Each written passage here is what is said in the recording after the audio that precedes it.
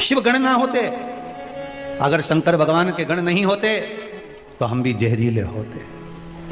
हमने केवल शंकर जी के गणों में हमने यही देखा कि शंकर जी के गण ऐसे हैं, कोई नंगा है, कोई नग्न वेशधारी है, कोई कपड़े नहीं पहना, कोई का सिर ऐसा था, कोई का मुंडा ऐसा था, कोई के नेत्र ऐसे थे, कोई ऐसा था, कोई वैसा था। हमने जितनी बार भी कथाओं में सुना, हमने यही सुना कि शिव जी के गण ऐसे थे, शंकर के गण वैसे थे। शंकर के गण फाड़ देते थे, नोच देते थे, काट देते थे, पर हमने ये विचार नहीं करा कि शंकर के गण जो शिव जी के साथ ले रहे हैं वो कितने धर्मात्मा, परोपकारी, कितने सत्कर्मी, कितने भजनावली थे।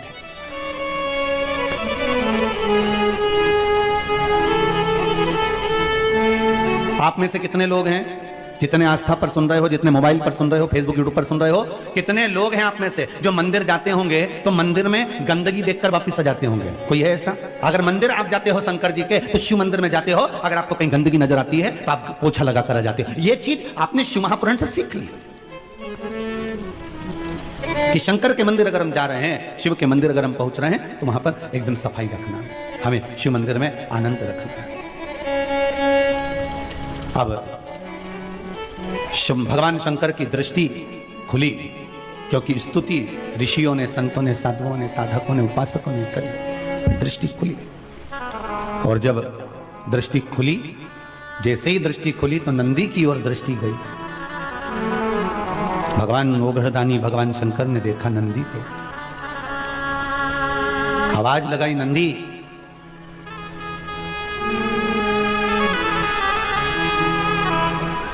नंदी, ओ नंदी, आवाज लगाई, नंदी हिला नहीं। विष प्रबल था जिसको भगवान शंकर ने पिया था, प्रबल विष। नंदी फिर आवाज लगाई पर नंदी हिला नहीं। थोड़ी देर बाद देवादिदेव महादेव जिन्होंने कंठ पर को रखा था वो उठकर खड़े हुए। सारे ऋषि, साधु, सन्यासी, तपस्वी, साधक, उपासक, संत, महात्मा सारे की सारे स्तुति गा रहे हैं। शंकर भगवान ने सबसे पहले नेत्र खोले तो उन साधु, संत, सन्यासी, तपस्वी, साधक, उपासक स्तुति गाने वाले पर नहीं गई भगवान की दृष्टि। अगर भगवान की दृष्टि गई तो नंदी पर गई। क्यों? शिव महापुराण की कथा कहती है ढोंग करने वाले और भजन करने वाले भगवान अच्छे से पहचानते हैं कि ये क्या कर रहा है। 2 घंटे तक माला लेके बैठ गए और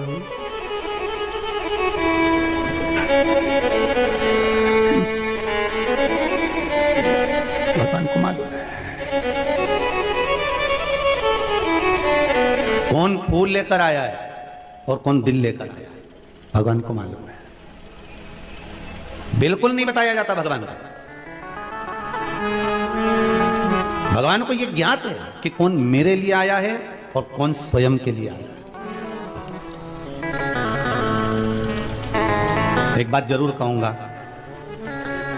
अभी शिव मंदिरों में जितनी तुम्हें भीड़ नजर आती है ना, ये दिखावे की भीड़ नहीं है, ये शंकर के गणों की भीड़ है, शिव के भक्तों की भीड़ है, ये शंकर के भक्तों की भीड़ है। ये दिखावे की भीड़ नहीं है शिव मंदिरों में। अभी जो तुम सोमवार के सोमवार दर्शन करते हो, शंकर भगवान के मंदिर में पशुपति व्रत होते हैं, सोमवार का आनंद होता है, लोग मंदिर में 5-5 दिए लगा कर जाते हैं, ये दिखावे की भीड़ नहीं है, ये दिल से जुड़े हैं भगवान शंकर से। इसलिए शायद मेरा भोलेनाथ, मेरा ओघड़ी, मेरा शंकर दिल से देता भी है।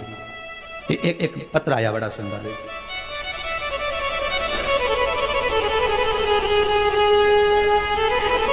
कुलदीप सेन, चिंतामन गणेश, उज्जैन से आया। कहीं बैठे होंगे आप ही?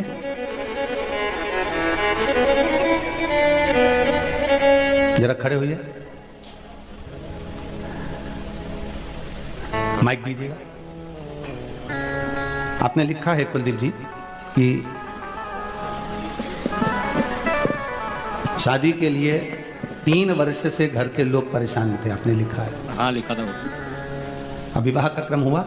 हाँ होगा। हो गया? हाँ। यहाँ पहले आए थे आप?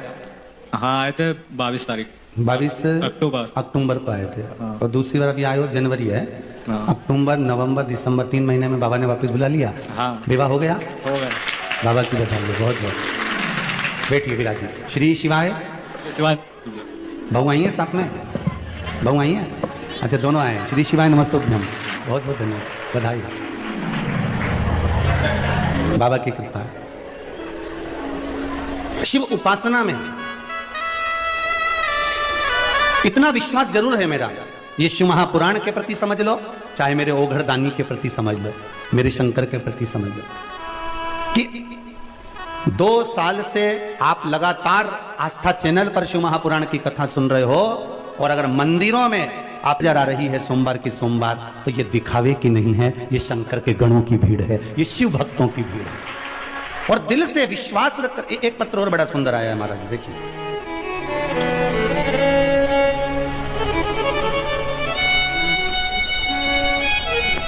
गुरुजी प्रणाम, मैं सुशीला पंचाल, मूसाखेड़ी, मयूर नगर, इंदौर से आई हूं। कहीं बैठे हैं क्या? उन्होंने पत्र लिखा है,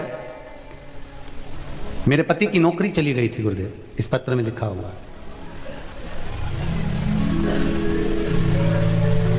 सोमवार की अष्टमी का 31 चावल के दाने, 31 बेलपत्र, 31 मूंग के दाने आपने चढ़ाने का उपाय बताया था। इस पत्र में लिखा है गुरुदेव, वो अष्टमी सोमवार की अभी गई है जिस पर मैंने ये किया था, और जिस समय नंदीश्वर पर मैं मूंग के दाने चढ़ा रही थी, तभी मेरे पति की नौकरी के लिए ऑर्डर आ गया और मेरे पति की नौकरी लग गई। ये पत्र में लिखा है, बहुत बहुत बधाई हो। ओघड़दानी की कृपा है इसलिए, आप दिल से करो तो। अब बताओ सोमवार की अष्टमी कब गई है? अभी गई ना, अभी करे। अब आप लोगों ने उसको अनुष्ठान करा होगा और बाबा से विनय ही करी होगी। आप दिल से इतना विश्वास रखो कि शिव मंदिर में जो भीड़ बड़ी है, शंकर के मंदिर में जो लोग जा रहे हैं, ये दिखावे के नहीं हैं, किसी के द्वारा भेजे गए नहीं हैं, ये शंकर को दिल में रखकर, शंकर के दरवाजे जाकर शंकर को दिल से रिझा रहे हैं। ये शिव के गण के स्वरूप है। ये शंकर की निंदा नहीं सुनने वाले में से, ये शिव की निंदा नहीं सुन सकते। ये शंकर के भगत हैं, शिव के उपासक हैं, शंकर के भक्तों के आनंद में, जैसे नंदी, भृंगी, श्रृंगी, ये सारे जो शिव के गण हैं, उन नामों में मुझे विश्वास है कि जो शंकर की स्तुति कर रहे हैं, शंकर का भजन कर रहे हैं, शिव महापुराण को नित्य श्रवण कर रहे हैं, ये मेरा विश्वास कहता है कि ये भी शंकर के गणों की गिनती में ही आएंगे। ये पीछे नहीं हटने वाले, ये शिव के अपने हैं, कोई दूसरे नहीं। नंदी, भगवान शिव का ध्यान किसी पर नहीं गया, ना साधु पर, ना संत पर, ना सन्यासी पर, ना तपस्वी पर, ना साधक पर, ना उपासक पर। भगवान शंकर का अगर ध्यान गया तो सीधे नंदी पर गया। क्यों? क्योंकि भगवान को यह मालूम था कि ये स्तुति कर कर चले जाएंगे, पर सबसे प्रबल अगर किसी ने काम किया है, इन्होंने तो शिव जी के नेत्र खुले कब करी, क्योंकि मैंने विष पिया, पर इससे भी प्रबल अगर काम किसी ने करा है, संसार के लोगों को बचाने का काम करा है, तो ये जो नीचे बूंद गिरी है, इस बूंद को जो नंदी ने चाटा है, इसने सबसे प्रबल काम किया। स्तुति करने वालों से ज्यादा प्रबल है कर्म करने वाला। अरे भाई, स्तुति करने वालों का तो क्या है, जिसके गले में माला आती है लोग स्तुति उसी की करने लगते हैं। बोलो सही है कि गलत है? तुम्हारे नगर में, तुम्हारे क्षेत्र में, तुम्हारे मोहल्ले में जो एमएलए का चुनाव लड़ रहा है, जो सांसद का चुनाव लड़ रहा है, जो मंत्री का चुनाव लड़ रहा है, जो अध्यक्ष का चुनाव लड़ रहा है, जो उपाध्यक्ष का चुनाव लड़ रहा है, कोई पार्षद आदि का चुनाव लड़ रहा है, तो जो जीत गया, सारे घर के लोग, परिवार के लोग, मोहल्ले के लोग, नगर के लोग पहले दूसरे को माला पहनाते थे, वो हार गया, उसको ना पहनाकर किसको पहनाएंगे? जो जीत गया उसको। और उसके बाद भी अगर कोई दूसरा जीतता है तो लोग उसको पहनाएंगे, उसके बाद भी कोई दूसरा जीतता है तो लोग उसको पहनाएंगे, फिर उसकी स्तुति करेंगे, उसका गुणगान करेंगे, उसका भजन करेंगे कि उसने ऐसा कर दिया। अरे स्तुति मेरे शंकर कर रहे हैं, मेरे ओघड़दानी, मेरे त्रिकालदर्शी, मेरे कैलाशी, मेरे शंभू कर रहे हैं। स्तुति और माला तो ये मिल सकती है, मना नहीं। वो कितने समय की होती है? थोड़े समय की। पर गुणगान भगवान का जो कर्म करा है नंदी ने, वो कहने के लायक नहीं, हृदय से लगाने के लायक है। और भगवान मेरा ओघड़दानी, मेरा त्रिकालदर्शी, मेरा कैलाशी, मेरा शिव उठा, और मेरा शंकर, मेरा ओघड़दानी, मेरा शंभू, मेरा त्रिकालदर्शी, मेरा कैलाशी। और एक निवेदन आपसे करें, जैसे हम कहते हैं ना कि मेरा शंकर, ऐसा आपको भी दिल से कहना चाहिए। जम के बोलो, मेरा शंकर। एक ही तो है जिसको अपन मेरा कह सकते हैं, बाकी के तो सब मतलब के यार हमने देख लिया। झूठे नाते झूठे रिश्ते, अरे झूठा है संसार हमने देख लिया। ये हम एक ही को तो अपना कह सकते हैं। किसी किसी को इसमें भी लगता है कि गुरुजी मेरा शंकर क्यों कहते हैं, उनका है क्या? तो तुम छाती ठोक के कहो कि मेरा है, तुम भी कहो।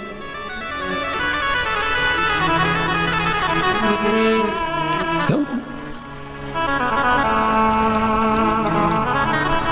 और हम तो कहें मेरा है बस मेरा है वो ओघड़दानी मेरा है, मेरा है बस मेरा है वो ओघड़दानी मेरा है।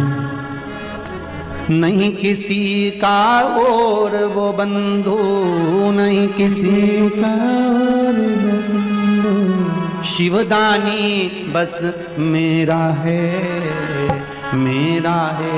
बस मेरा है ओघड़दानी मेरा है। देखो, विश्वास रखकर करना तुम्हें पड़ेगा। तुम खाओगे तो तुम्हारा पेट भराएगा और हम खाएंगे तो जम के बोलिए जरा, हमारा भराएगा। बेटा खाएगा बेटे का, माँ खाएगी माँ का, पिता खाएगा पिता का, भाई खाएगा भाई का, दोस्त खाए दोस्त का। प्लेट सामने रखी है, ठीक है, और प्लेट सामने रखी है तो क्या पेट भरा जाएगा? जम के तो बोलो जरा, भराएगा नहीं। प्लेट रखी है और पेट नहीं भराएगा। खाना पड़ेगा, कर्म करना पड़ेगा, रोटी का टुकड़ा तोड़ना पड़ेगा, मुख में डालना पड़ेगा।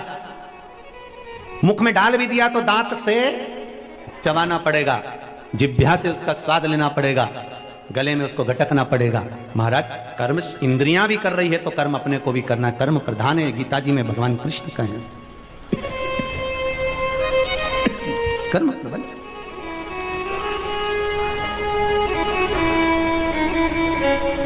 और कर्म की प्रबलता, कर सेवा तू लगन लगा के, मन में सच्चा भाव जगा के, कर्म प्रबल करो। भगवान शिव गए नंदी के पास में और नंदी के गले में बैया देकर शंकर भगवान ने कहा नंदी के कानों में, उठो नंदी उठो। एक बार ये कथा कहीं कही तो किसी ने कहा गुरुजी वो शंकर भगवान ने नंदी से क्या कहा था? तो ये तो नहीं मालूम कि नंदी से क्या कहा था, पर इतना जरूर कहा होगा, श्री शिवाय नमस्तुभ्यं, श्री शिवाय नमस्तुभ्यं, श्री शिवाय नमस्तुभ्यं। ये चेतना दे देता है मन, जनमानस को चेतना प्रदान कर देता है ये मन।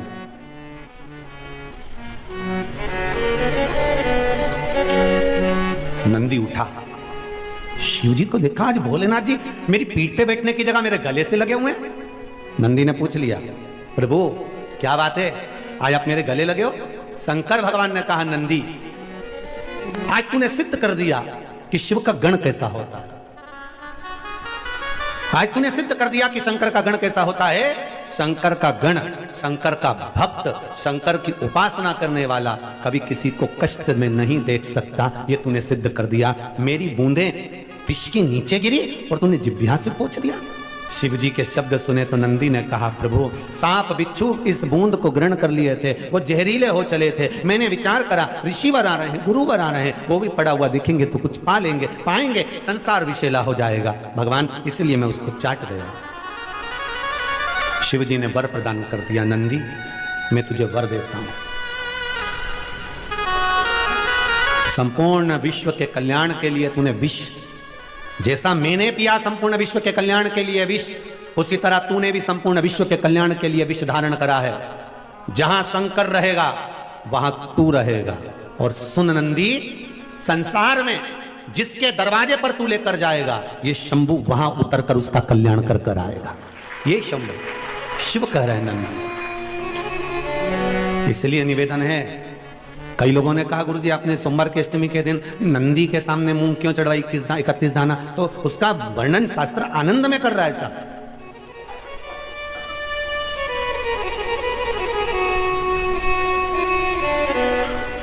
कितना वो तुम तो नंदी पे भी जानते हो, तुम तो अभी अपने यहाँ जैसे दूल्हा दुल्हन की शादी हो है ना, छोरा छोरी की, तो जब छोरे की शादी होती है ना, तो जब वो घोड़ी पे चढ़कर जब दूल्हा बनकर जाता है, तो तुम तो नंदी के सामने मूंग की बात करते हो ना, घोड़ा घोड़ी पे जो चढ़ के जाए तो उसको चने की दाल गला के खिलाए। तो अब तुम वो दूल्हे की माँ से पूछो, क्यों रे माता जी, काकी जी ने, बुआ जी, तुमने इसको चने की दाल क्यों खिलाई? पूछो वो घोड़ी के क्यों खिलाई, वह घोड़ा के क्यों खिलाई? पूछा जाए जरा कि उस घोड़ा घोड़ी के चने की दाल क्यों खिलाई? तो क्या इसलिए खिलाई कि मेरा छोरा घोड़ी पे चढ़कर जाएगा, जिसके दरवाजे पर जाना है, इस चने की दाल को मैं खिलाकर भेज रही हूं कि कहीं इधर उधर उधर उधर पड़ा हुआ सामान ना खाकर मेरे छोरे को लक्ष्य तक लेकर जाना और जिसके द्वार जाना है वहां तक पहुंचाना। हमने नंदी पर 31 मूंग क्यों चढ़ाए? कि शंभो मेरे हृदय की बात को याद रखना भोलेनाथ, मेरे नंदीश्वर भगवान, मेरे चित्त में जो मन में चल रहा है इसको लक्ष्य तक पहुंचाना, और आप ही हो जो शंकर को मेरे दरवाजे तक लेकर आ सकते हो, इसलिए मूंग चढ़ाओ। आप हो जो शिव को मेरे द्वार तक ला सकते हो, कोई दूसरा नहीं।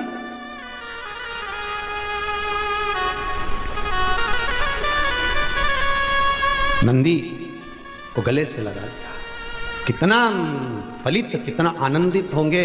इसलिए शायद शिव महापुराण की कथा कहती है, शंकर का अनुमोदन कथा शिव महापुराण वर्णन करती है, स्कंद पुराण में शंकर का पावन चरित्र कहता है। स्वयं भगवान शिव की लीला करती है कि एक बार रावण लंकाधिपति कुबेर को जीत कर आ रहा था, और रावण लंकाधिपति जब कुबेर को जीत कर आ रहा था, तभी बीच मार्ग में भगवान नंदीश्वर दिख गए, कैलाश पर गए, और नंदी को देखा तो हंस दिए। नंदी को देखकर हंस रहे कि बताओ, नंदी का मुख देखो, शरीर मनुष्य का है और मुख बेल का लगा हुआ है। अरे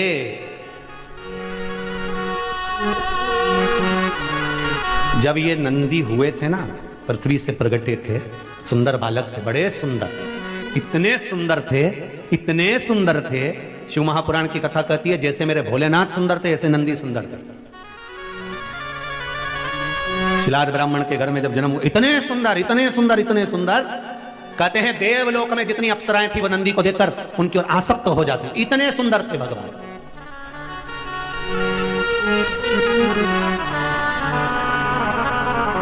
अब लोग कहते हैं ये गण ने कोई सी पुस्तक लिखी है क्या? हमारे यहाँ तो पढ़े लिखे लोग पुस्तक लिखते हैं, पर शंकर भगवान के गण कोई पुस्तक लिख सकते हैं क्या? कोई आंखों से 4, कोई मुंडा से 5, कोई 6, कोई का पाँव नहीं, कोई का हाथ नहीं, कोई का पेट नहीं, कोई की छाती नहीं, ये कोई पुस्तक लिख सकते हैं? हाँ, शंकर भगवान के गण नंदी ने एक पुस्तक लिखी जिसका नाम था कामशास्त्र।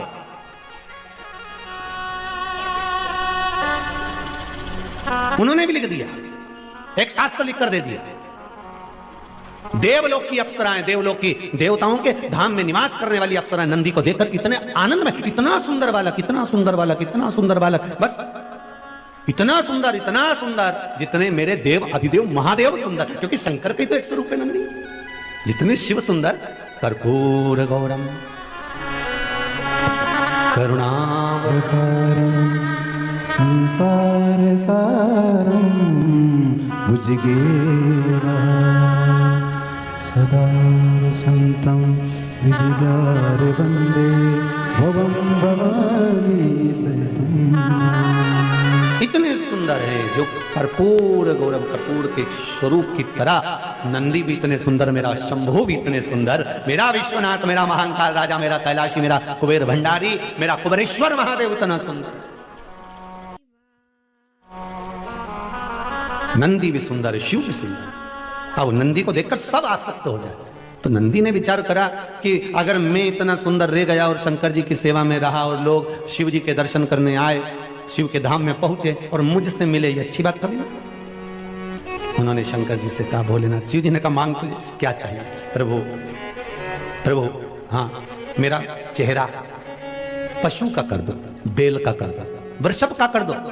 शिव जी ने कहा इतने सुंदर नंदी का चेहरा अगर मैं वृषभ का बनाऊंगा, बैल का बनाऊंगा, अच्छा लगेगा? नंदी कहने लगे, प्रभु आप तो मेरा चेहरा वृषभ का कर दीजिए, बैल का कर दीजिए। शिव जी ने कर दिया, ठीक है। जितने गण तुमको पीछे फोटो में दिख रहा है, जितने, एक भी सही साथ ठिकाने का दिख रहा है?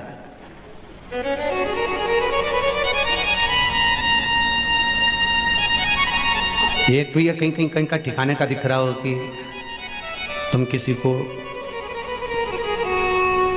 वो कौन सा सुंदरी का अवार्ड होता है?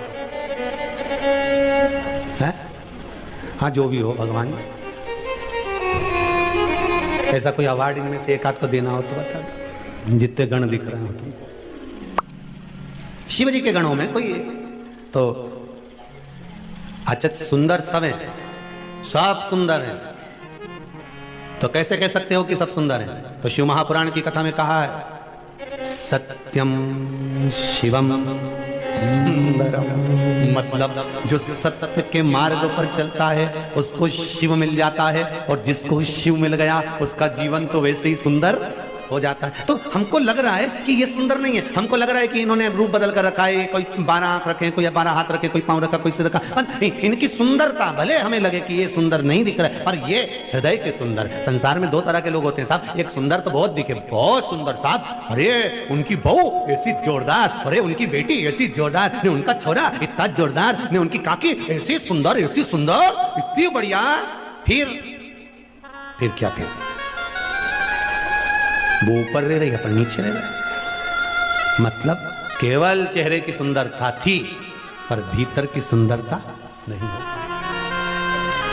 भीतर की सुंदरता नहीं। महाराज खूब सुंदर थे नंदी। नंदी ने कहा नहीं प्रभु, मेरे को ये स्वरूप नहीं चाहिए, मेरे को तो आप पशु का स्वरूप लगा दो, वृषभ का स्वरूप लगा दो, और मेरा ये स्वरूप बना दीजिए नाथ, मुझे ये स्वरूप नहीं चाहिए। भगवान ने कहा अरे नंदी तेरा स्वरूप बिगड़, नंदी रूप से मतलब नहीं, आप तो दाता तेरे चरणों के होना हमें दास है, तेरे चरण रज में बुझानी हमें कुछ नहीं चाहिए, आप तो अपना बनाकर रखो, जैसे हैं आपके रहें बस। भगवान ने उसको वृषभ का मुख लगा दिया, नंदी का मुख, बेल का मुख लगा दिया। महाराज सामने से लंकाधिपति रावण आ रहे थे, और कहां से आ रहे थे? कुबेर को जीत कर। अब कुबेर पर आक्रमण कर कर, कुबेर पर विजय प्राप्त कर कर कुबेर को जीत कर आ रहे थे, तो इनके भीतर अहंकार आ गया, लंकाधिपति रावण के भीतर अभिमान। जब कोई जीत कर आता है ना कुछ जीत कर आए, भले चाहे तुम चुनाव जीत कर आओ, चाहे पद जीत कर आओ, चाहे कोई वस्तु जीत कर लाओ, चाहे कोई सामग्री जीत कर लाओ, चाहे तुम कुछ भी। एक वो साधारण सा पहले होता था ना, ऐसे तख्त पे पाउडर का डब्बा रख देते, साबुन धर देते, ऐसा एक आध 2 सामान और धर देते, सरफ की थैली, और ऐसा उसमें रिंग रहता, ऐसा फेंकते। उसमें अगर रिंग आ गया तो सामान जम के तो बोलो तुम्हारा, बस वो रिंग अगर उस पर गिर गया तो वो तुम्हारा सामान। अब लोग उसको 4 रिंग ले लें, भैया हमको 2 रुपया का 4 रिंग ले, 4 रिंग लिया, और एक फेंके, और पाउडर का डिब्बा जैसे ही उसका खुल गया, अब वो तो इतना खुल गया खुलते से। अब पाउडर का डिब्बा 5 रुपए का, और खुला इतना 50 रुपए का, इतना। अब ये कब तक खुलेगा? जब तक घर नहीं जाएगा। और घर गया ना, और जो पाउडर का डब्बा दिया, इतने में घर के लोगों ने, मम्मी ने पूछ लिया छोरा कहां से लाया? फिर तनिक गया वे तो छोरा। तुम देखना जो दूल्हा होन घोड़ी पे जाए ना, ये वैसे घोड़ी पे बैठा बैठा यूं हो जाए, फिर जैसे इनकी कोई निछावर करने आए 10 रुपए से तो यूं छोटा है, तो फिर यूं, फिर निछावर करे तो यूं, तो ये छोरा कहां से लाया? फिर तनी गए तो 10 रुपए का। वो तो मैंने रिंग फेंका, इतना लोग लगा था, एक के भी नहीं आए ना, हमारे पाउडर का डिब्बा ही गया। अब इसने तो कह दिया पाउडर का डिब्बा आ गया, और इसकी मम्मी के समझ में आ गया 3 दिन से 2 रुपया नहीं मिल रही, अभी के 2 के पाउडर बना दिया। अब रावण को थोड़ा सा अहंकार आ गया। वैसे तो लंकाधिपति रावण को अभिमान तो था, बहुत था, पर आज विजय प्राप्त कर कर आ रहा है, आज जीत कर आ रहा है, कुबेर का खजाना जीत कर आ रहा है, कुबेर पद को जीत कर आ रहा है। और जो अलकापुरी से जीत कर आ रहा था, और सामने नंदीश्वर आ गए, भगवान शंकर के गण आ गए, और जो नंदीश्वर आए, जो शिव के गण आए, इसने क्रोध में आकर अहंकार की भाषा कह दी, अरे कौन हो तुम, कौन हो? नंदी ने कहा तुम मुझे पहचानते नहीं हो। रावण नंदी को कई बार मिल चुके थे, क्योंकि रावण किसकी आराधना करते थे? शिव जी की। जब रावण भगवान शंकर की आराधना करते हैं तो नंदी से मिले होंगे कि नहीं मिले होंगे? कई बार मिल चुके थे।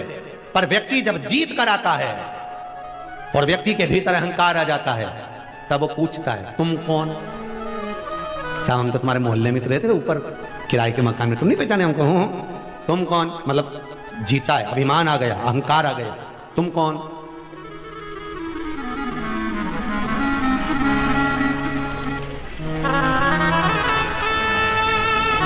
हम तो आपके मोहल्ले में रहते हैं, हम तो आपकी कॉलोनी में रहते हैं, आपके क्षेत्र में रहते हैं, और आप तो हमारे यहाँ 2-4 बार आके चाय भी पी के गए और तुम ही पूछ रहे तुम कौन। अब रावण के नंदी से तुम कौन? तो नंदी ने कहा, लंकाधिपति लंकेश, क्या तुम भूल गए मुझको? शिवगण नंदी हूं मैं। इतने में लंकेश के मुख से निकल गया, हंसकर ठहाका लगाकर रावण ने कहा, रावण संहिता में लिखा है, आप पढ़ सकते हो, रावण संहिता में लिखा है कि लंकाधिपति रावण ने ठहाका लगाया, हंसा और हंसते हुए कहा, जरा अपना मुख देखा है तुमने? अपने मुख को देखा है आपने?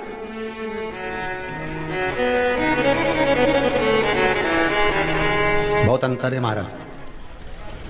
जो बार बार मुख दिखाने की बात करे ना, वो रावण है, और जो स्वयं अपना मुख दर्पण में देख ले, वो दशरथ है।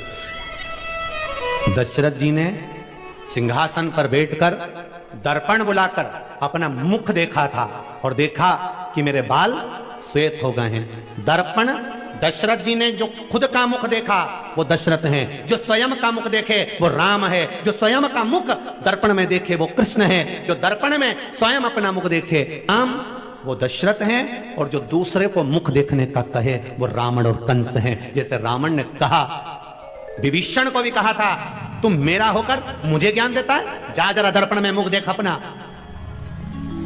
और रावण ने नंदी को भी कहा था, शंकर भगवान के गण को भी कहा, जा जरा दर्पण में मुख देख। जो बार बार दूसरे को मुख देखने का कहे, दूसरे पर उंगली उठाए, जरा मुख देख करा, जरा मुख देख करा, समझ लेना वो रावण ही हो सकता है। दूसरे पर उंगली उठाने से पहले, दूसरे पर अपशब्द कहने से पहले, दूसरे पर ताना देने से पहले, दूसरे को गाली देने से पहले, दूसरे पर अपशब्द कहने से पहले, दूसरे पर लांछन लगाने से पहले, दूसरे को वाणियों से अपशब्द कहने से पहले अपने भीतर झांक कर देखो कि तुम कैसे हो। दूसरे को दर्पण देखने का कहते हैं रावण। रावण कह रहे नंदी को कि जरा दर्पण में मुख देख कर आ। रावण ने विभीषण को भी कहा था कि जरा दर्पण में मुख देख कर आ। वो रावण राक्षस है, असुर प्रवृत्ति का।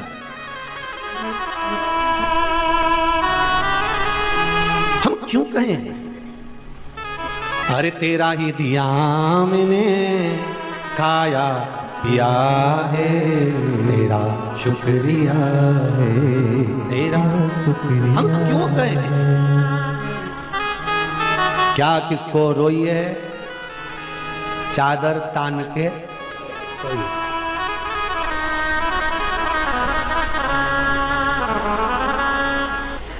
एक भक्त आया था आगरा से, 3 इधर चिपका गया, 3 इधर चिपका गया। एक में लिखा है, तेरा क्या होगा रे कालिया। और क्या किसको रोइए चादर तान के सोइए। जो शिव महापुराण में बोलते हैं ना, वो उसने लिख के ले आया और चिपका के चले गए। तुमने कहा ये चिपका रहा है? हाँ गुरुजी, कभी कभी कथा नहीं होती है ना, तो लोग पढ़ के ही चले जाएंगे, नहीं सुनेंगे, पढ़ेंगे तो सर चिपका गया।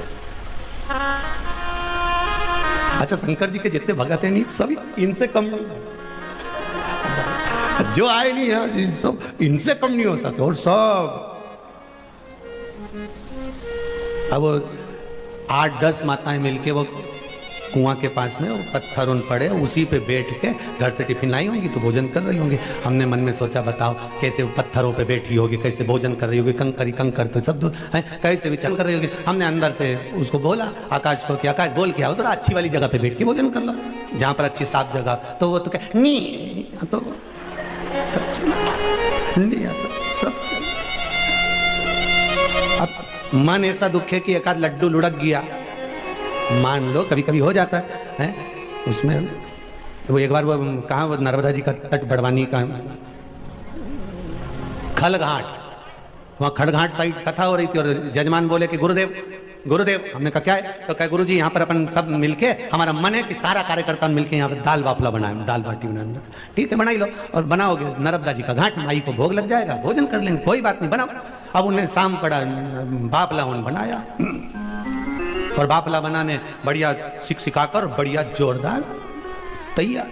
और जो तैयार ने सब जो खाना पड़े बाफला, एक बाजू में बैठा था मही का सरपंच साहब, और जो बाफला उसके पास आया और जो उन्हें बाफला के तोड़ा, और तोड़ते सी मुंह में बाली बाल निकला ढेर से। अब बाली बाल निकला, अब जो बाल निकला तो बाफला घबरा गया, बाफला में बाल। अब सबके लगा कि यहाँ तो कुछ गड़बड़ हो गया। अब ये तो बोले गड़बड़ हो गया, पर हमने जिसने बाफला बनाया उससे पूछा इधर है, फिर बाफला में बाल कहां से आया इतना सारा? तो क्या एक बाफला हम बना के इसे रखे थे, वो लुढ़क गया तो आगे गया, तो हम गए तो हमने कहा भगवान का चमत्कार हो गया, एक की जगह 2 बाफला मिल गया। तो हमने कहा 1 से 2 कैसे हो गया? यही तो समझ में नहीं आया। नरब्दे हाँ, एक की जगह 2 बाफला हो गया। हमने कहा जरूर किसी बच्चे की बेचारा की जमाल उतारी होगी, लोया में भरी होगी, उसका गोला बनाया होगा, उके धरा होगा, और ये गया तो उके उठा के उबाल दिया होगा, गोला में खा ले दे राम। अब ये तो समझे चमत्कार हो गया। नरब देहार 2 बाफले घर और इनके बने लोहे तेरे शंभु। भगवान अब इनने ठीक है, जहां तुम्हारी मर्जी पड़े, शंकर कंकर शिव आनंद है। हर हर महा। अब नंदी को देखकर लंकाधिपति रावण को थोड़ा सा अभिमान जो आया, और अभिमान के शब्द कह दिया, अहंकार के शब्द। जरा दर्पण में मुख देख करो, जाओ जरा दर्पण में मुख देखो, दर्पण में अभिमान के शब्द। नंदी को क्रोध आ गया और नंदी ने कहा, अब देखो नंदी शिव के साथ रहते हैं, तो नंदी भले वृषभ का मुख लगा हो पर हृदय निर्मल है हमारा। सत्यम शिवम सुंदर। नंदी सुंदर है। जो शंकर की आराधना करने वाले होते हैं ना, शिव का भजन करने वाले होते हैं, शिव की आराधना करने वाले होते हैं, शंकर का स्मरण करने वाले होते हैं, शिव तत्व को जानने वाले होते हैं, शंकर के मंदिर जाने वाले होते हैं, शंकर पर 1 लोटा पानी चढ़ाने वाला, 1 बेलपत्र चढ़ाने वाला, शिव का अभिषेक करने वाला, शंकर का अनुमोदन करने वाला जो होता है, वो भीतर से, बाहर से कैसा भी दिखे जब, पर भीतर से वो निर्मल होता है। उसके भीतर कपट नहीं हो सकता, उसके भीतर कपट नहीं हो सकता। वो तो केवल भाव लेकर जाता है। तेरे डमरू की धुन सुन के मैं काशी नगर भी आती हूँ। तेरे डमरू की धुन सुन के मैं काशी नगर में आई हूँ। तेरे डमरू